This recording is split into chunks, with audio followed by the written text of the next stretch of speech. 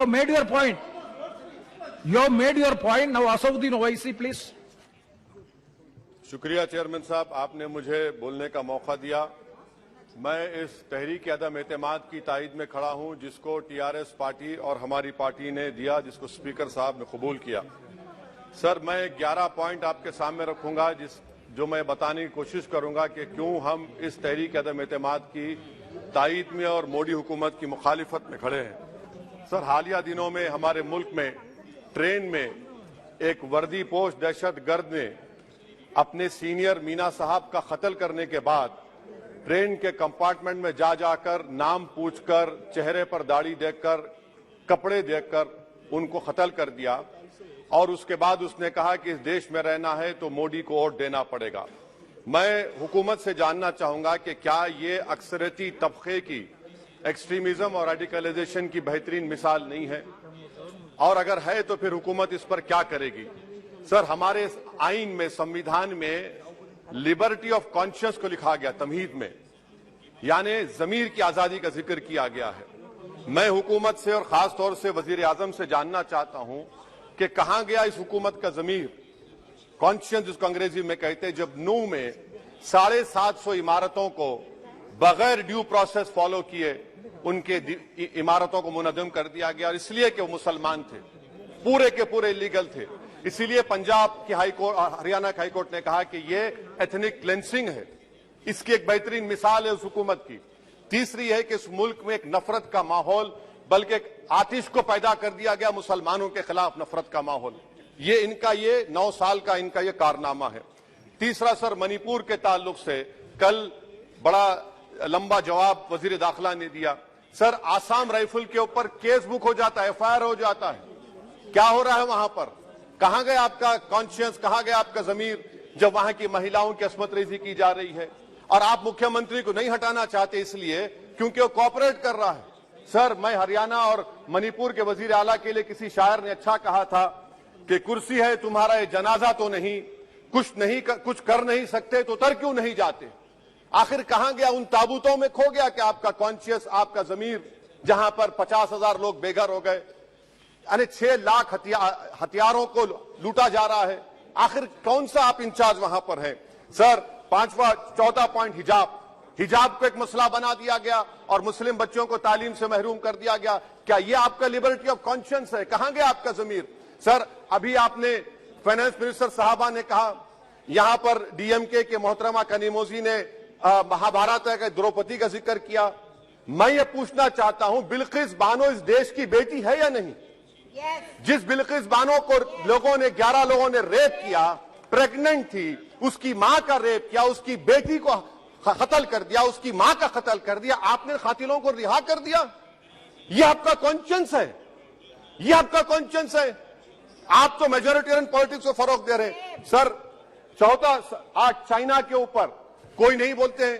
प्रधानमंत्री मोदी ने उस वक्त 2013 में जब प्रधानमंत्री नहीं थे कहा था कि समस्या बॉर्डर पर नहीं, दिल्ली में है। अगर हम अपनी जमीन पर हैं तो डिसएंगेजमेंट क्यों कर रहे हैं? क्या आज चीन हमारी जमीन पर नहीं बैठा है? क्या आज चीन से आप बातचीत कर रहे हैं? आप डिसएंगेजमेंट कर दिए। बताइए डी-एस्केलेशन, डी-इंडक्शन कब होगा? मैं आपके जरिए से हुकूमत को बता रहा हूं कि अगर प्रधानमंत्री ने अहमदाबाद में शी जिनपिंग को बुलाकर झूला झुलाया था, क्या हुआ? क्या नतीजा निकला उसका? चेन्नई दिखाया, क्या नतीजा निकला? सर, इसलिए चीन पर बोलिए, चीन को उखाड़ कर फेंकिए। सर, और एक पॉइंट जिस पर मैं मुखालिफ तायद में खड़ा हूं, हाई इन्फ्लेशन है इस मुल्क में, हाई अनएम्प्लॉयमेंट है, स्टैग्नेटिंग कंजम्पशन है। इसकी वजह से महिलाओं में हाई एनीमिया लीड कर रहा है। ये हुकूमत इसकी जिम्मेदार है। सर, कुलभूषण जाधव कहां है? पाकिस्तान में बैठा है, आप क्यों नहीं लेके आते? आप विश्वगुरु कहते हैं, कुलभूषण जाधव को भूल गए आप। कतर में 8 नेवी ऑफिसर 1 साल से जेल में हैं, आप नहीं ला सके उनको। सर, और एक चीज, 1991 का प्लेसेस ऑफ वर्शिप एक्ट इस ऐवान में पास किया गया था कि तारीख के जख्मों को नहीं खुरेदा जाएगा। आप खुरोद रहे हैं उनको। मैं आपको इंतबाह दे रहा हूं, वार्न कर रहा हूं, इस मुल्क को 90 के दहे में मत लेकर जाइए। 91 का एक्ट सुप्रीम कोर्ट में जवाब दीजिए कि आपकी हुकूमत 91 प्लेस ऑफ वर्शिप एक्ट की कायम है, उस पर कायम रहेगी। यूसीसी, सर, इस यूसीसी का फॉर्मूला क्या है? एक मुल्क में एक मजहब, एक कल्चर, एक जबान, ये तो डिक्टेटरों का फॉर्मूला है। भारत एक गुलदस्ता है, भारत एक मोजाइक है। यहाँ पर बेशुमार जबानें, बेशुमार मज़ाहिब बोले जाते हैं और हिंदू अनडिवाइडेड फैमिली में Now, OIC जी, please try to conclude. Sir I am concluding. 8 crore 75 Hindu खानदानों को 3,800 करोड़ डिडक्शन मिला।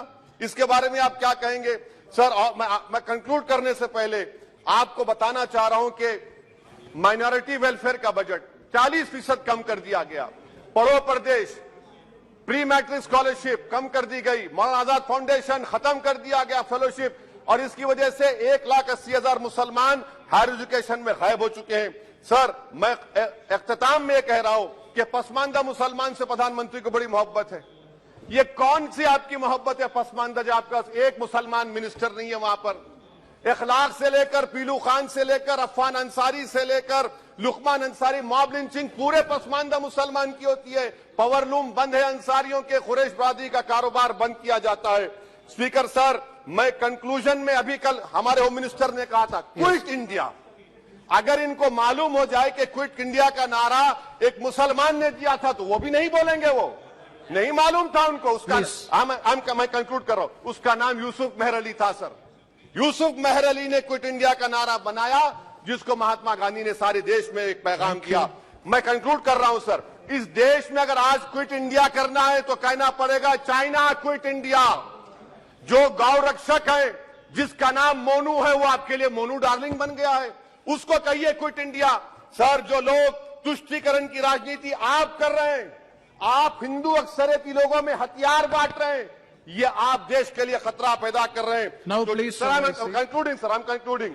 इसीलिए हम आपसे अपील कर रहे हैं कि हुकूमत से कह रहे हैं कि आप जो सियासत कर रहे हैं, इससे नुकसान देश को होगा। प्रधानमंत्री जब खड़े होकर जवाब देंगे, हम उनसे पूछना चाह रहे हैं, पॉइंटेड क्वेश्चन है, क्या देश बड़ा है या हिंदुत्व गोलवालकर की आइडियोलॉजी बड़ी है? मैं इस तहरीक अदम एतमाद की तायद में खड़ा हूं और हुकूमत की मुखालिफत में। सर, एक आधा मिनट सर, दो लोग, दो महाज है इस मुल्क में, एक चौकीदार है, एक दुकानदार है। एक चौकीदार है, एक दुकानदार है। जब जुल्म हम पे होता कोई मुंह नहीं खोलते। यूएपीए का कानून अमित शाह ने लाया, इन दुकानदारों ने तायद की। आज उस यूएपीए का कानून में 83 साल का बुढ़ा सिपर खत्म करो, सिपर नहीं होने से मर गया। आखिर कब तक दुकानदार और चौकीदार हमारी लाशों पर सियासत? सर, हम कंक्लूडिंग, कब तक सियासत करेंगे? अगर आप जुल्म के खिलाफ आवाज नहीं उठाएंगे तो आपकी दुकानदारी नहीं चलेगी, चौकीदार को धन्यवाद श्री तीसरा महाज करेगा। शुक्रिया सर।